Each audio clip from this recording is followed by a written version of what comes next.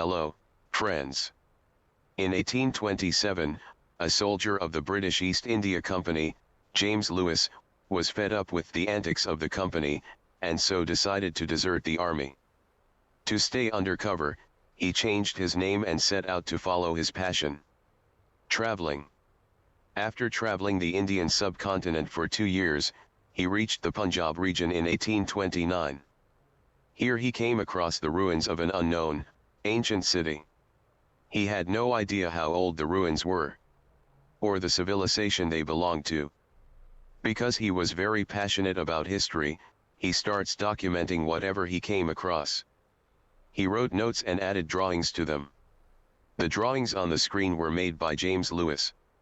James Lewis was unaware that he had actually discovered the ancient city of Harappa. 100 years later, in the 1920s, some more information about this ancient civilization was revealed to the world. John Marshall was appointed the director of ACI, and with the help of Indian archaeologists, he surveyed the ruins of Harappa. It was found that they were older than 5,000 years. Meanwhile, another historical site was found on the banks of the Indus River. The place contained many human skeletal remains. This place was named Mohenjo Daro, the Mound of the Dead. Further excavations revealed more such ruins. Many such historical sites. It was found that buried in these ruins were the proof of a civilization that was unknown till then. Because these ruins were found on the bank of the Indus River, this civilization was named the Indus Valley Civilization. Today, in 2022, we know a lot of things about this civilization. It is a part of the school curriculum as well. But 2 mysteries still remain. First, the Harappan language, the one in which they wrote. What do these words mean? How can this writing be decoded? And second, the end of this great civilization. What happened to these people? Come, in today's video, let's try to find out. A city that remained buried underground for thousands of years. And now in archaeological excavations, one by one, these historical elements are being discovered. The Indus Civilization. You try to understand, the Indus Valley Civilization existed 4,000 years ago. Friends, the Indus Valley Civilization was a Bronze Age civilization, located in present-day Pakistan, Afghanistan, and northwest India. In total, we have discovered more than 1,400 sites till now, of which 900 lie in India. There are very few civilizations that existed along with Indus Valley Civilization. There were hardly 3 or 4. Egyptian, Mesopotamian, and Chinese. Of these, the Chinese civilization was the most recent, so the Indus Valley, Egyptian, and Mesopotamian civilizations are considered to be the oldest. It is commonly believed that Mesopotamia is the oldest civilization of humans, but in 2016, IIT Kutgupur and ACI conducted a study by using archaeological dating techniques, after which they stated that the Indus Valley Civilization might be 8,000 years old. Evidence has been found that the farming settlements there were from 7000 BC. It was discovered in the present-day state of Haryana. At the time, cities were developed, but there were agricultural tools, and some pottery.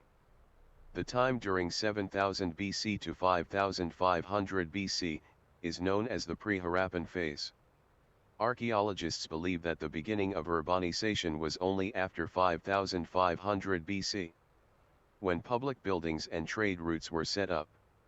By 2600 BC, their civilization was so advanced, that multi-storied brick houses were built in the city. The bricks they used to build, had standardized measurements. They were of the same size. Each house had a toilet, a bathing area, a drainage system to take water and waste out of the house, proper gutters on the roads, the footpath had trees beside it. There were public wells for everyone to drink from. There were dustbins for people to throw waste in. In terms of urban planning, their cities were perhaps better than our Indian cities today. Even so, we cannot understand them better, because we do not understand their language. Look at these, more than 4,000 such artifacts have been found. Stone slabs, tablets, copper plates, all engraved with their language. Some in Harappa, some in Mohenjo Daro, and some from other historical sites. The inscription on it is called the Indus scripture. Ever since the 1920s, there have been more than 100 attempts to understand their language. But we still haven't figured out the meaning of these symbols. Friends, because there have been so many attempts to decipher it, and many samples of these inscriptions are available to us, some things can be said for sure. First, their language was written not from left to right like us, instead from right to left. When we write Hindi or English, we begin on the left margin, but languages such as Arabic are written from right to left. The Indus script was also written from right to left. How do we know this? If you look at this image of the stone slab, the symbols on the left look more cramped. You'd recall that in school, when you were writing and saw that there isn't sufficient space, you started cramming the words. The words would become smaller and tightly crammed together. The same was seen on the inscriptions. The same thing happened to whoever was engraving this Indus script, and this happened on the left side, so we can conclude that the language was written from right to left. Second, it was seen that the places where this writing was found, there would be some text at the top in Indus script, and beneath it, a big symbol of an animal was engraved. This could be a rhinoceros, elephant, tiger, bull, but the most commonly found animal in the stone slabs was a creature that looked like a unicorn, which perhaps didn't even exist in reality. But the question is, what can be the reason that their writings were always followed by a picture of an animal? The third thing, these images may look like these engravings must be on big pieces of stones and rocks. But actually, these stone seals are about 2.5 square centimeters to 5 square centimeters. So the engravings weren't on spacious pieces. Fourthly, the historians took the signs and symbols of the Indus script, identified and collected them. It was found that there were 400 signs in their script. There are 26 alphabets in the English language. But their Indus script had more than 400 signs. Some symbols look like stick figures. You can spot some fish, turtles, crabs, insects, birds, but because the number of symbols in this script is so vast, historians believe that the Indus script is actually a logosyllabic script. Logosyllabic means using symbols to express a word or a sound. Let me explain this with an example. The Egyptian hieroglyphs, the Egyptian symbols you must have seen, are from Egyptian civilization. Interestingly, friends, historians have decoded this language. Unlike the Indus script, historians now know the meaning of each symbol used in Egyptian script. In this language too, each symbol represents a sound. For example, this symbol of the vulture represents the sound /a. This symbol of the leg represents the sound /b. Similarly, you can see the translation of each sound. With the help of this chart, you can write your name in hieroglyphs as well. If I have to write my name Dhruv, it would look like this in Egyptian hieroglyphs. A hand for D, then a wick, and so on. Isn't it very interesting? Friends, we could decipher the Egyptian language because about 200 years ago, in an archaeological excavation, a large rock was unearthed. A rock that contains some writing in Egyptian hieroglyphs. Beneath it, on the rock, the same thing was written in ancient Greek. Since we already knew Greek, this rock worked taken to Google Translate then. An ancient Google Translate. A language that we knew, and a language that we didn't. We could learn through this. This stone was named the Rosetta Stone. Later on, archaeologists discovered several other scripts and stones, which contain two languages together. The problem is that for the Indus script, no such tablet or Rosetta Stone has been found. Thus we do not have a base to compare it with another language and learn from. Even though you can't learn their language yet, you can definitely learn English, through Cambly. English is a language that would be useful for your daily activities, and would help you progress in your career. Friends, Cambly is the only app in India on which you can take one-on-one private English classes from native English speaker tutors. The tutors living in the US, Canada or the UK can teach you through Cambly.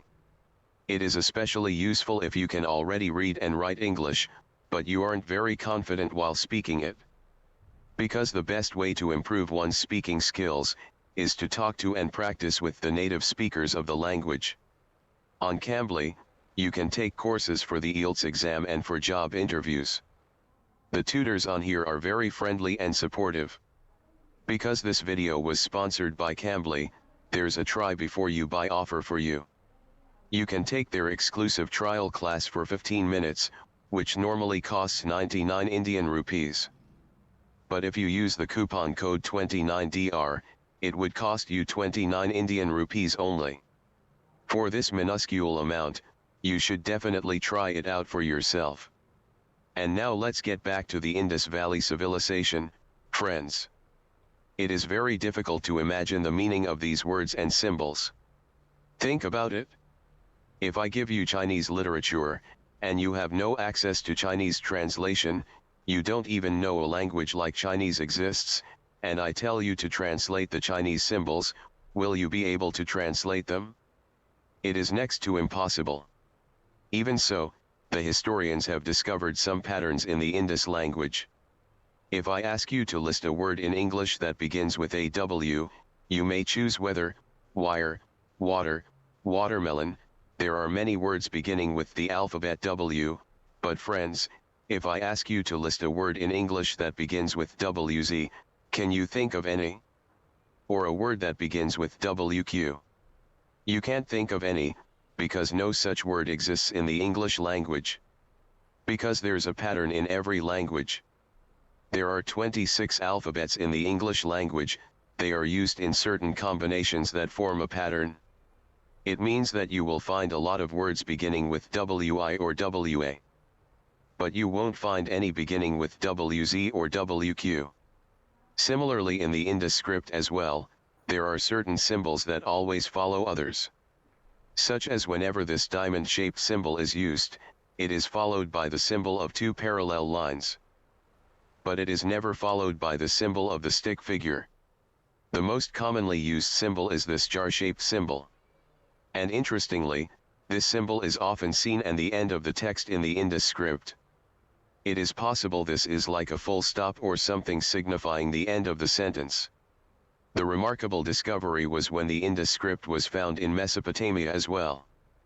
The historical sites of Mesopotamia, like in present-day Iraq and Iran.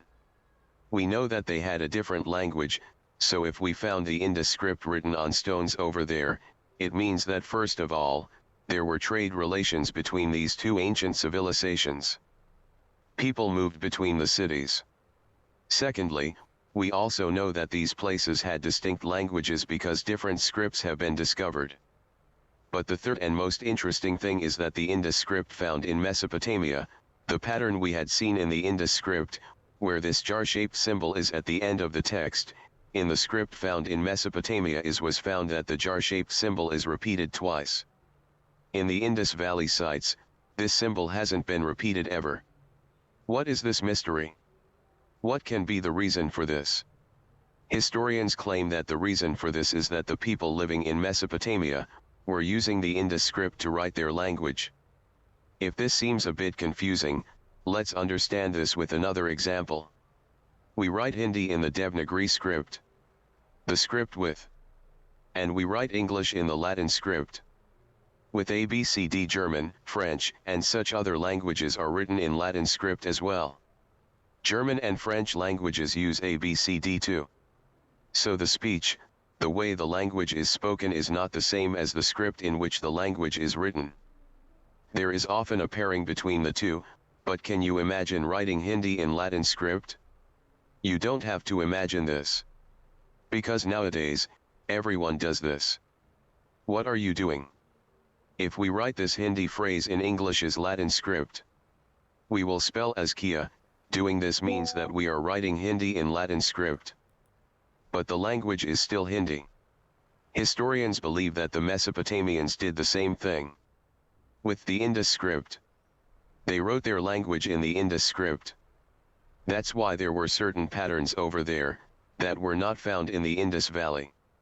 If you write the Hindi phrase "I am resting" in Latin, you will write the word as aram, with two as at the beginning. You have used double A at the beginning, but this doesn't happen in English. No word in English begins with a double A, so you can see how it is evident that we have changed the pattern of the script. Moving on from the language, if you talk about the cities of the Indus Valley Civilization, there is an interesting pattern there as well. In all the cities of the Indus Valley Civilization unearthed till now, there is a similar pattern in all of them. There are two major segments in each city. First, the lower mount is surrounded by a boundary wall from all sides.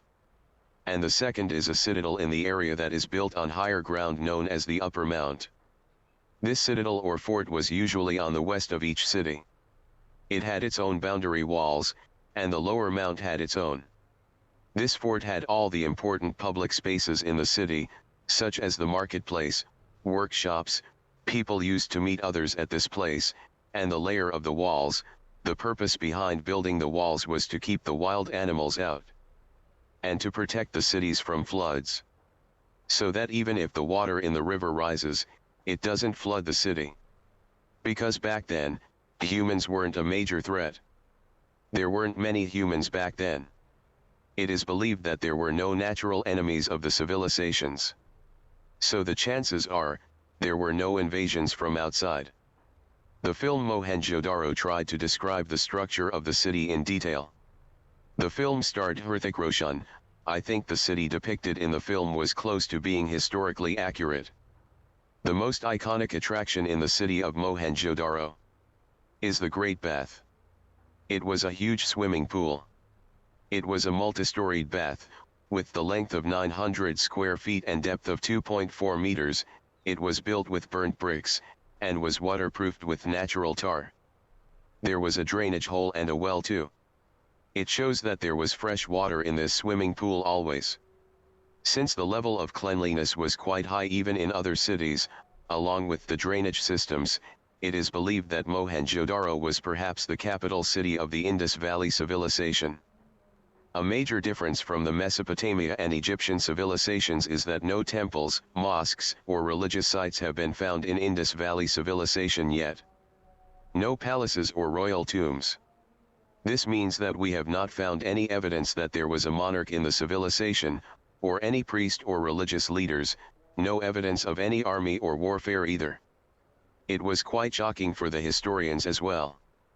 Because in the other Bronze Age civilizations, religion was very common. It seems like the people of the Harappan civilization were very advanced. They lived happily, peacefully, and without any social hierarchy. This is a highly debated topic, and several historians disagree with each other. And now let's see another big unsolved mystery. How did the Indus Valley Civilization end? Archaeological records show us that between 1900 BC and 1300 BC, there was a rapid decline in this civilization. After this time, the planning of the cities stopped. The sewers and drainage systems on the road weren't maintained. The Great Bath was filled with waste. Trade links with Mesopotamia had ended. By 1800 BC, most of the cities were empty. Neither were people using the same writing system, nor the standardist weights and building ratios. No one knows what actually happened here. There are some theories though. One theory suggests that the river on which this civilization depended, started drying up. This might have been the Sarasvati River. According to this theory, there can be several reasons as to why this river dried up.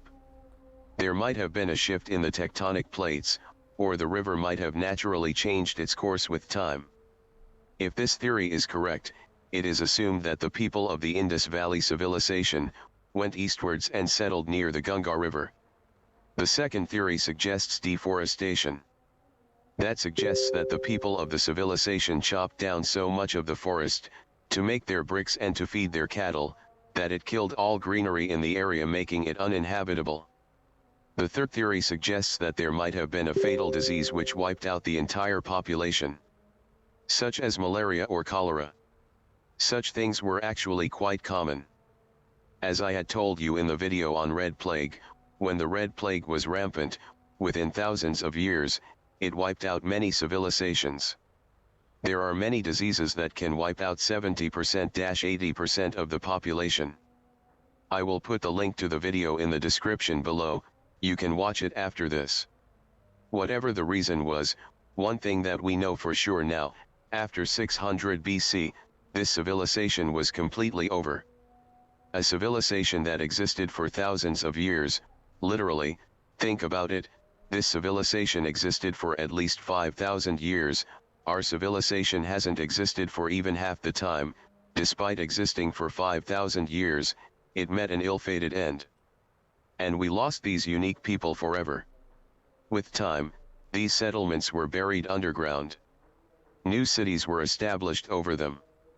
New civilizations were born on them. And so thousands of years later, James Lewis rediscovered this Indus Valley Civilization. If you like this video, click here to watch more such videos on similar topics. Thank you very much.